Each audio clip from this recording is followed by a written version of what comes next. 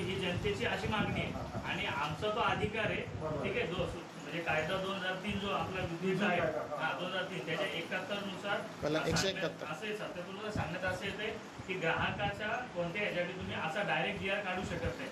त्या अनुषंगाने तुम्ही आम्हाला सक्ती करू नका.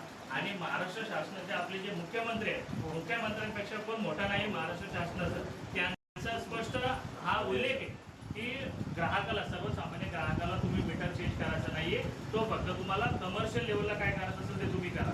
तर आमचं म्हणणं आहे तुम्हाला त्या मीटरचे फायदे तोटे सांगायचे ते तुम्ही त्या वैयक्तिक ग्राहकाला सांगा, त्याचं मीटर चेंज करता.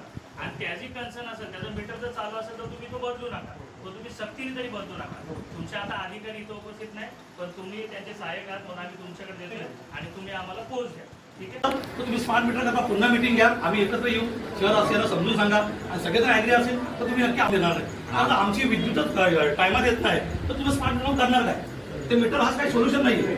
जर मीटर करता तुमच्याकडे पैसे आहेत आणि आम्ही तुम्हाला 14 करोडची योजना होती काही प्रकारची सूचना दिलेली नव्हती. त्यांनी डायरेक्ट आले आणि आमचे मीटर चेंज केले, पण आम्हाला ते मीटर कोणते आहेत हे सुद्धा सांगितले नाहीये. आणि अदानी मीटर लावण्याचं कारण काय हे. नमस्कार, आम्ही नीलकंठ व्हॅली 2 आणि 1 असे दोन्ही सोसायटीचे इथे नागरिक पोलीस प्रशासनाला एक निवेदन द्यायला आलो होतो. आम्हाला आपल्या खोपोली MSEBच्या अधिकाऱ्यांनी 4 दिवसापूर्वी त्यांचे 100-125 लोक घेऊन आणि त्या अदानी कंपनीचे काही अधिकारी जे आय कार्ड घालून नव्हते आले, जे MSEBचे अधिकारी भासवून त्या गर्दीमध्ये येऊन आम्हाला सक्तीने मीटर बदलण्यासाठी ते आमच्या सोसायटीमध्ये अचानक आले होते. लोक कामावर होती, बरीच जण बाहेर होती, फक्त महिला उपस्थित होत्या. अचानक तो मेसेज आला की 100-125 अधिकारी अचानक आपले मीटर बदलण्यासाठी आलेत आणि ते मीटर बदलताना कोणत्याही प्रकारचं ग्राहकांचं तिथं कन्सर्न नव्हतं.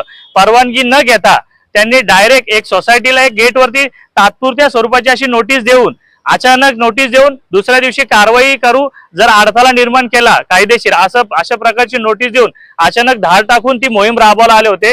परंतु आमच्या जागरूक महिलांनी आणि आमच्या मेंबर्सनी तिथे त्यांना विरोध केला लोकशाही मार्गाने. आणि लोकशाही मार्गाने आम्ही तिथे विरोध केल्यानंतर त्यांना आम्ही तिथून जायला लावलं आणि आम्ही त्या संदर्भात त्या प्रशासनाशी जी आमची चर्चा झाली त्या संदर्भात आम्ही तात्काळ एक ठराव घेतला, एक मिटिंग घेतली, बोलवली आणि त्या मिटिंग मध्ये बहुसंख्येने लोक उपस्थित होती. बहुसंख्य लोकांना आम्ही विचारलं की हा जो अदानीचा TOD मीटर जो आहे कोणता, हा लावण्यासाठी आपल्याला सक्ती केली जाते, तर याला तुमची मान्यता आहे का? तर प्रत्येक नागरिकाने तिथे उपस्थितांनी प्रश्न केला आणि विरोध केला की आम्हाला तो मीटर लावायचा नाहीये. आमचा सध्या स्थितीतला असलेला मीटर